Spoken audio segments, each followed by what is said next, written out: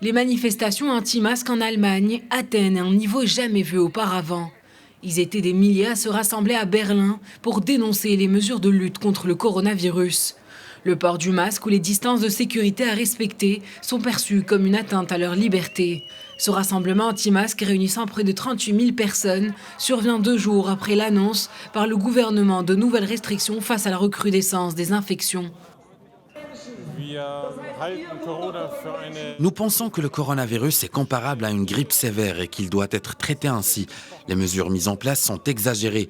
Pourquoi de telles mesures n'ont pas été prises l'année dernière ou il y a 3 ans lorsque 25 000 personnes sont mortes? Cette idéologie illustre à quel point nous ne sommes pas inquiets de cette situation et c'est pour cela que nous nous battons.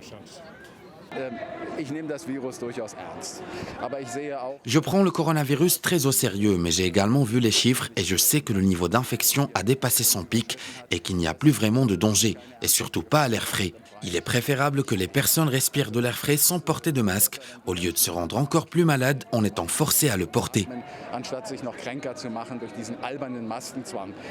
Mais pour les autorités locales, cette situation les oblige à tirer la sonnette d'alarme.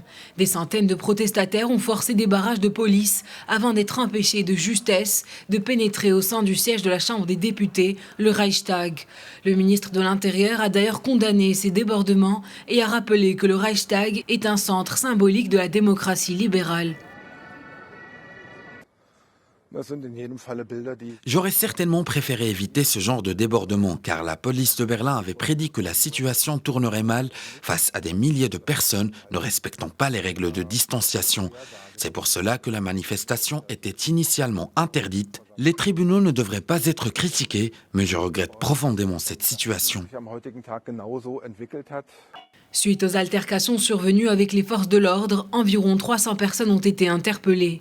Ce mouvement de contestation regroupe militants anti-vaccins, complotistes, citoyens préoccupés par les restrictions liées à la pandémie et de plus en plus, selon les autorités, de sympathisants d'extrême droite.